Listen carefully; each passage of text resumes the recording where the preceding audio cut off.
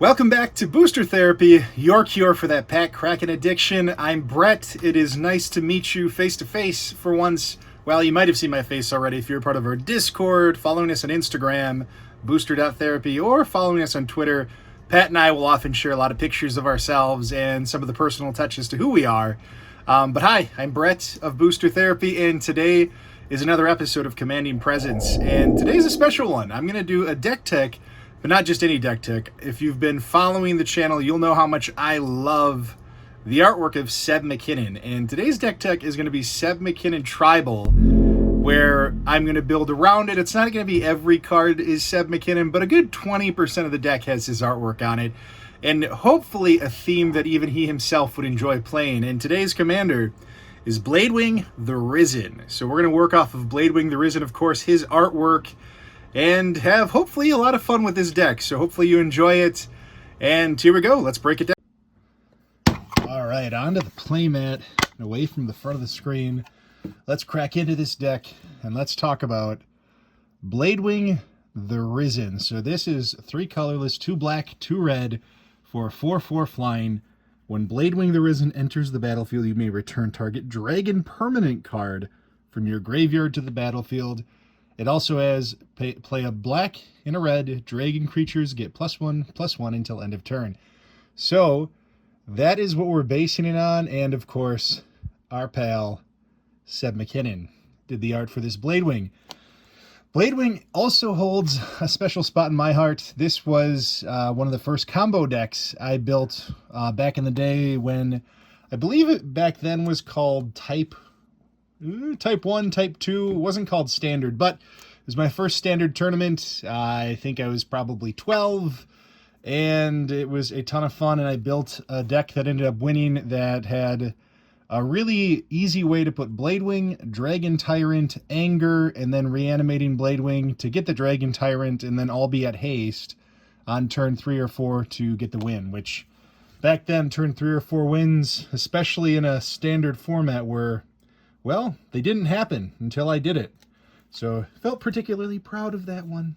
So first, normally we go through the ramp first, but this deck being a special Seb McKinnon Tribal, let's talk through our Seb cards. And all but one of these are foil. The Archfiend is the only one that I didn't have a foil on hand, so we'll have to get that one. But we're building this around somewhat of a Dragon Reanimator Tribal. There's going to be a ton of discards. So the first card we have here is Archfiend of Ifnir. Again, beautiful Seb McKinnon art.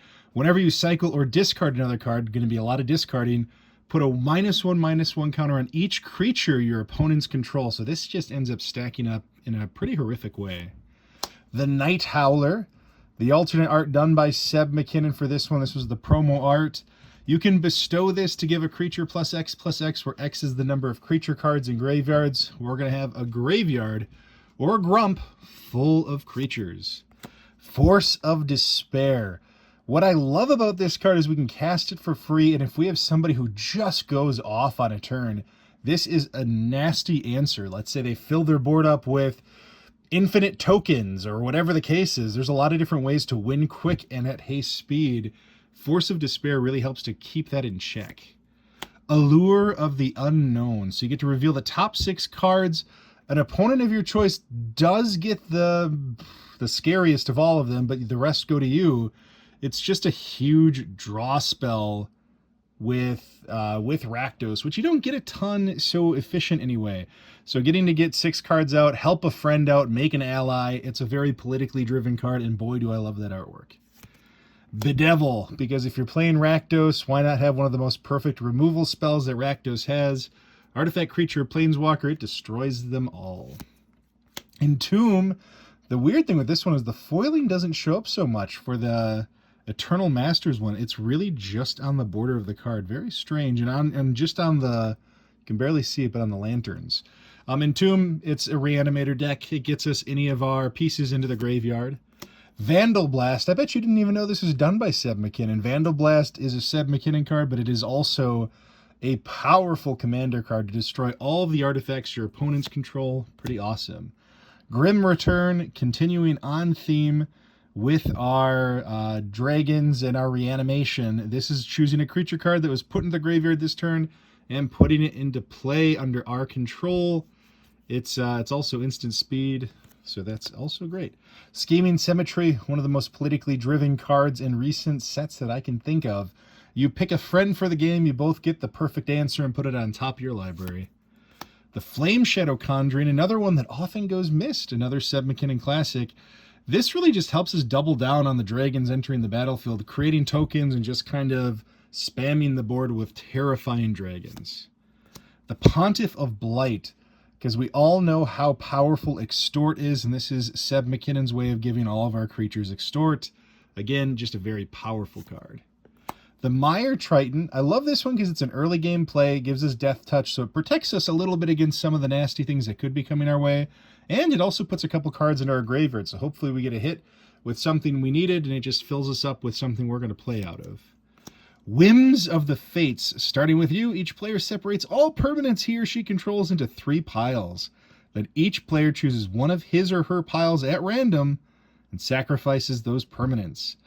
What a horrifying removal spell. This one's going to be a ton of fun, too. And again, of course, it's a Seb McKinnon art.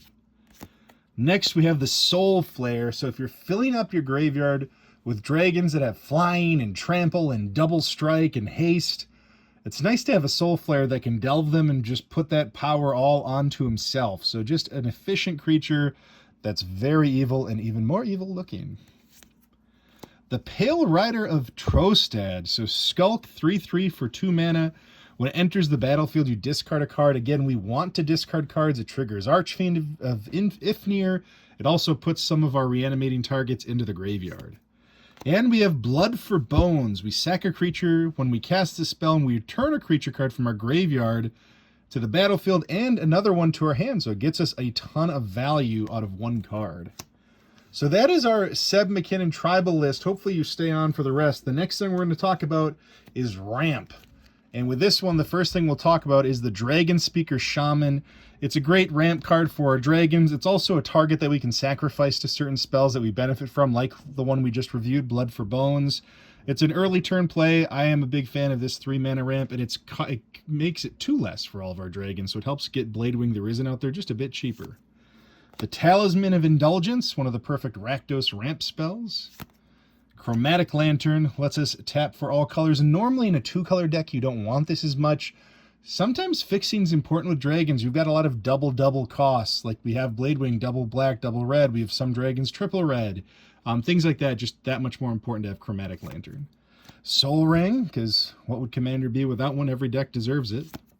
The Thran Dynamo, I wanted to have one of those big mana rocks in here. This is one of the fatter ones. It just does a lot for us. The Ever-Flowing Chalice, a 2-mana ramp spell, gives us 2 of, we could do more than that, but at least taps for 1. A Rakdos Signet, or as one friend would call it, the Evil Dead Bunny. The Arcane Signet, because again, it's another one that literally every Commander deck should have. And the Firemind's Vessel, Japanese version. This taps for 2 of any 2 different colors, so we would be tapping it for a black and a red. That is our ramp package. Next, we're going to review our dragons and our super powerful dragons. The first one up we have is the Hellkite Tyrant. It's flying, it's trample, and it steals artifacts. It's just a nasty guy that also has a win con built into him. The Utvara Hellkite, because whenever a dragon attacks, whenever one you control attacks, you create a token. Even those tokens make tokens. It's really strong. Malfagor, because we needed to find a way to give this guy some love and play him in a deck. Here's the one that works. He discards your hand. You want to do that. Each opponent sacrifices creatures because of it. This is a shockingly powerful dragon for this deck. Kolaghan, the Storm's Fury. It gives our dragons a little buff, little battle cry when they attack, and we can dash it for haste if it's needed in a pinch. Lathlis, one of the best dragon mothers out there, creating more tokens every time we cast a dragon spell. Or actually, a non-token enters the battlefield, so even the ones we reanimate. Nesting Dragon makes us a bunch of the little eggs, so it gives us a bit of resiliency to those board wipes, giving us some dragon whelps if they wipe a bunch of our dragons out. The Runehorn Hellkite, another one that is just a strong dragon at a little bit too high of a cost, but man, if this gets into the graveyard, we can wheel everybody, and wheeling is something we want to be in the business of doing. Another Kolaghan, but it's the Dragon Lord Kolaghan. Kolaghan Man. Flying haste. Other creatures we control have haste. It's a 6/5 for 5 that does all of that for us. The Dragon Tyrant, because it's a part of my combo. These two will always exist in a deck together if I'm playing them. They are best of best friends. And who doesn't want a 6/6 flying trampled double strike that has fire breathing? Why not? Thundermaw Hellkite, it's one of my favorite dragons. I also think that this is one of the best planeswalker killer dragons. I mean, it pings down any potential blockers in the sky, and you're able to fire that at least 5 damage to one specific planeswalker. Just another good way to get in as well, making people not able to block your flyers. And Kakusho, one of my favorite dragons. I've said that 3 or 4 times. It's a really strong one, especially when you have 3 opponents. You're going to drain a lot, and they're going to lose a lot. And you're going to gain a lot. And a lot is going to happen in the best of ways. It's going to be fun. Do it. That is our dragons. Next, we want to talk through some of our utility permanents. Only a few of them. The first one, well, it's Anger, because Anger combos well with a discard deck. As long as we have a mountain, all of our creatures will have haste.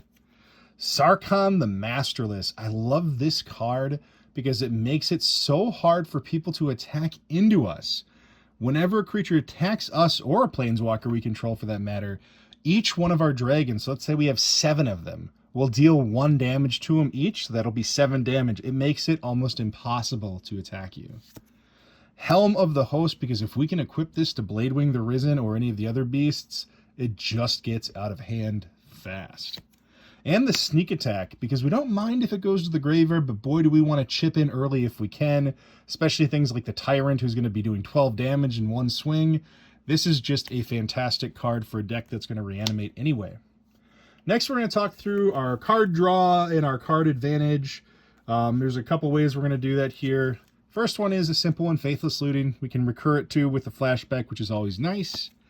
Gamble, we can get any card, and if they make us discard one of those creatures we got, not the worst thing in the world. Buried Alive, it's essentially a 3-mana tutor for 3 spells, which is crazy in a Reanimator deck. Demonic Tutor, because it can get us whatever we want, especially a hidden combo that we'll look at the very, very end. Vampiric Tutor, you know, just getting us more of those combo pieces. This is where we really start pushing the power level of this deck. Birding Inquiry, it's like a very random wheel effect for 3 cards. I'm just a big fan of this. I love that they reprinted it too. Just a very strong little card. Reforge the Soul, a pure 2-mana wheel if we can miracle it. Otherwise, it's a 5-mana wheel. Not bad. And Wheel of Fate, we get to suspend it, and then we get to wheel. Again, we want to be in the business of wheeling. Discarding is good for us. It helps us to get to the cards we want, and it fills up the graveyard that we're going to utilize later. The next thing we're going to talk about is a handful of removal spells that did not have Seb McKinnon's artwork on it, because we saw that there were a lot there as well. The first one is Pyroblast. You know, whether it's Red Elemental Blast or Pyroblast, or if you want to play both, I do feel like these always have a place in a deck that is playing red, at least one of them. It's a very strong spell. It protects your combos. It protects whatever you're trying to protect, because, you know, it basically counters a counter, or it destroys something like Consecrated Sphinx or one of those troubled cards that are blue that's on the board. Urza, you name it. Chaos Warp. Enough said with that one. It's just a strong removal spell at instant speed. The Toxic Deluge for a powerhouse board wipe. This is like my favorite board wipe in Magic. It gets around a lot of beasts, including the Eldrazi, if you've got the life to pay. And the final one is Crux of Fate. I love one-sided removal spells. Generally, they cost like 9 mana, though, 8 or 9 mana. It's amazing to have one that is 5, you know, keeping your dragons alive and destroying everybody's everything else. The last part of the deck we're going to go through, 2 parts left. So we've got a few of our reanimation creatures and spells, and then we have our combo. So Reanimate, classic Reanimate spell. If we can't get Bladewing out, this is another way to do it. The Eldest Reborn, such a strong card that doesn't see enough play in Commander. This is really one you should all be looking into. Each opponent sacking a creature and discarding a card, and then you get to pick your favorite creature from everybody's graveyard. Patriarch's Bidding, another card that I rarely see play in tribal decks. This is a fantastic tribal card. We are going to fill things up. Not everybody else is playing tribal. This can be brutal, and it can be a lot of fun in a 4-player match. Whip of Erebos, another great reanimation target. It also gives us lifelink so we can really stack our life up and spend it on things like Toxic Deluge or whatever else we need it for. Shieldred, the Whispering one. Man, if you can get this out there early, boy, are you going to be in good shape. But then again, you probably won't get to keep it for more than a turn. Chainer, Nightmare Adept. It helps us discard cards, which again, we want to do. But also, when we discard cards, we get to reanimate a target, which is fantastic.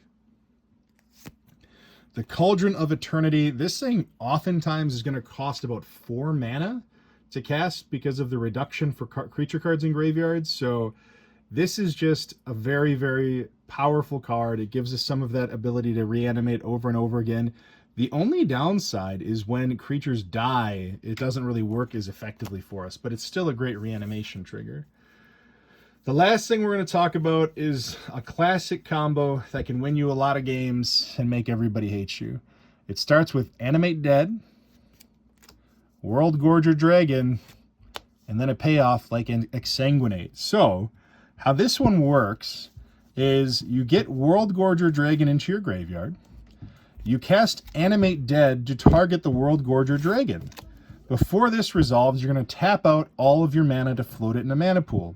Once World Gorger Dragon resolves, you have to exile all other permanents besides it, including the Animate Dead.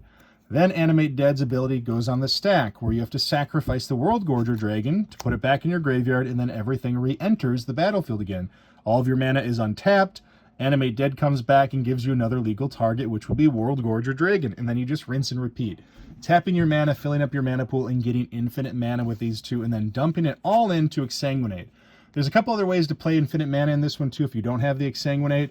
Bladewing the Risen can do infinite pump to all of your creatures to +1/+1 them. Dragon Tyrant can go Fire Breathing, Unstoppable. There's a few different things like that that you can play off of if you don't have the Exsanguinate answer to burn them down with.